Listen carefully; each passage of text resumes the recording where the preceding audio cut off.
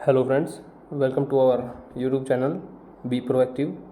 आज के इस वीडियो में हम कवर कर रहे हैं क्लास 7th एनसीईआरटी। टॉपिक है आपका इक्वालिटी इन इंडियन डेमोक्रेसी। ये आपका चैप्टर फर्स्ट रहने वाला है।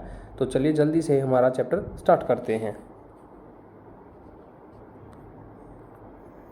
Equality in Indian democracy. The Indian Constitution recognizes every person as equal.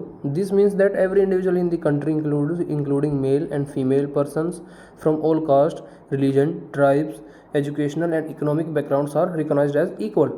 Equality का बेसिकली सिंपल मीनिंग है सभी को समानता से देखना, सभी के लिए कोई स्पेशलिटी नहीं होना, सभी को एक समान ट्रीटमेंट देना।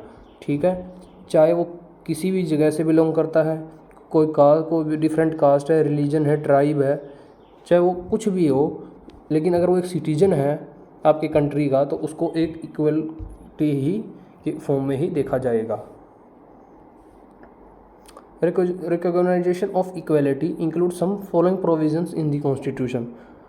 कुछ प्रोविजंस हैं आपके। First, that every person is equal before the law.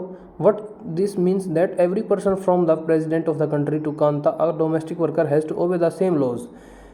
ये मैंने आपके मेन पॉइंट आपके एनसीईआरटी बुक से ले रखे हैं। इसमें आपका जो फर्स्ट पॉइंट है वो बोल रहा है कि कानून सभी के लिए समान है, और एक उसमें एग्जांपल था, what is the meaning means that every person from the president of the country to Kanta.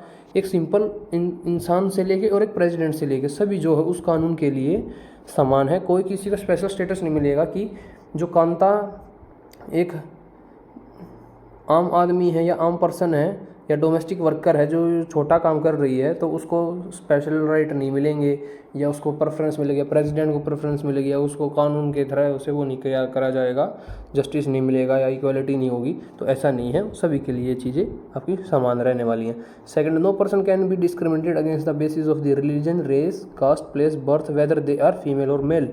किसी भी बेसिस पे आप उसके साथ डिस्क्रिमिनेट नहीं कर सकते। Third point, every person has access to all public places including playgrounds, hotel, shops and markets. All person can use publicly available wells, roads and bathing ghats. जितनी भी आपकी पब्लिक प्लेसेस हैं उन सभी पे सभी का एक्सेस होगा, सभी उसको ईजिली वहाँ पे एक्सेस कर सकते हैं, उसको यूज़ कर सकते हैं। ऐसा नहीं होगा कि आप इस कास्ट में हैं तो ये कास्ट यहाँ पे नहीं आ सकती, ये रिलीजन के पीपल यहाँ पे नहीं आ सकते, यहाँ पे सभी आ सकते हैं। Fourth, untouchability has been abolished. जो आपके जो पुराने वो थे ट्रेडिशंस थे जिसमें डिस्क्रिमिनेट किया जाता था कास्ट के बेसिस पे, वो चीज़ें फॉलो नहीं होंगी, सभी इक्वल होंगे। कुछ इम्पोर्टेंट पॉइंट हैं, मेन पॉइंट हैं जो आपके सीटेट में आने के भी चांसेस हैं। Mid day meal scheme firstly started by Tamil Nadu state. जो मिड डे मील स्कीम थी वो कौन से राज्य में शुरू हुई थी? वो पहले आपकी स्टार्ट हुई थी तमिलनाडु स्टेट में। Civil rights movement, a movement that began in USA in 1950s in which African American people demanded equal rights and end to racial discrimination। Racial discrimination का एंड करने के लिए और इक्वल राइट्स की उन्होंने डिमांड की थी। सिविल राइट्स मूवमेंट आपकी स्टार्ट हुई थी यूएसए में। कब हुई थी? 1950s में। Next, universal adult franchise. This is a very important aspect of democratic society. एक डेमोक्रेटिक सोसाइटी बनाने के लिए बहुत ही ज़रूरी चीज़ है। It means that all adult those who are 18 and above, जो 18 के हैं, 18 से ऊपर के हैं, उनके पास अधिकार होना चाहिए, वोट का मत अधिकार होना चाहिए, जिससे कि वो अपने एक वेलफेयर स्टेट बनाने में अपना योगदान दे सकें। The 61st amendment of the constitution of India, officially known as 61st amendment act 1988, lowered the voting age. ये जो आपकी अमेंडमेंट हुई थी इसी में आपकी जो वोटिंग एज होती थी पहले से 21 ईयर्स होती थी, और अब आपकी जो प्रेजेंट में 18 ईयर्स है, तो वो इसी अमेंडमेंट के बाद ही ये आपकी एज 18 वर्ष की हुई थी। रोसा parks was an African American woman tired from a long day at work. She refused to give up her seat on a bus to a white man on 1 December 1955. Her refusal that day started a huge agitation against the unequal ways in which African American were treated and in which is known as civil rights movement की यहाँ से शुरुआत मानी जाती है कि एक ladies बस में ट्रैवल कर रही थी, उसने सीट देने से मना कर दिया था और उसके साथ गलत व्यवहार हुआ था, तो तभी से ये चीज़ ऐसे बोल रहे हैं कि आपके सिविल राइट्स की मूवमेंट की यहाँ से शुरुआत मानी जा रही है। Civil rights act of 1964 prohibited discrimination on the basis of race. 1964 में डिस्क्रिमिनेशन सिविल राइट्स के उसमें इसको डिस्क्रिमिनेट का प्रोबंध कर दिया था on the basis of race, religion, national origin. It is also stated that All schools would be open to American children and they would no longer have to attend a separate schools. अब उन्हें कोई ज़रूरत नहीं होगी कि उनके लिए special school हो या वो अलग से ही किसी उनके साथ नहीं पढ़ सकते, अलग से ही जाएंगे. Schools especially set up for them. However, despite this, a majority of African Americans continue to be among the poorest in the country.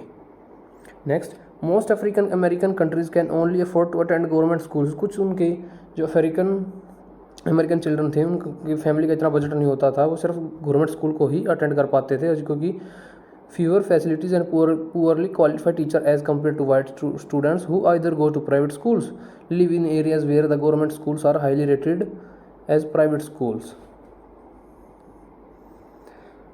Next, इसमें हम आपके काउंटर करेंगे इंपॉर्टेंट आर्टिकल्स और वो क्या डिफाइन करते हैं, वो क्या चीज़ हमें प्रोवाइड करते हैं.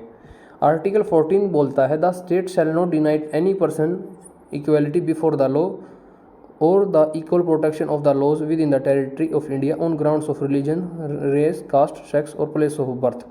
सभी इक्वल होंगे, कोई डिस्क्रिमिनेट नहीं करेगा. जैसे कि मैंने आपको बताया है, कोई कहीं से भी हो, किसी भी कास्ट से बिलोंग करता हो, मेल हो या फीमेल हो, ऐसा नहीं होगा, सभी को इक्वल मिलेगा. तो ये आपकी बात बोलता है article 14. Article 15 states that shall not discriminate against any citizen on ground of any religion on the caste of birth of any of them.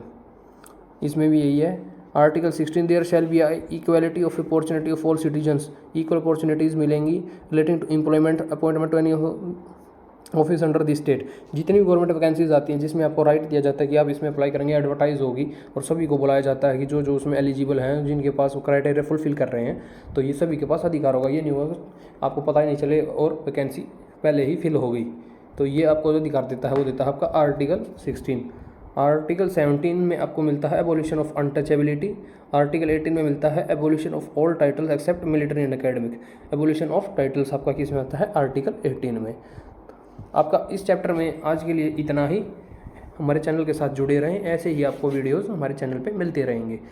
Thank you for watching our channel.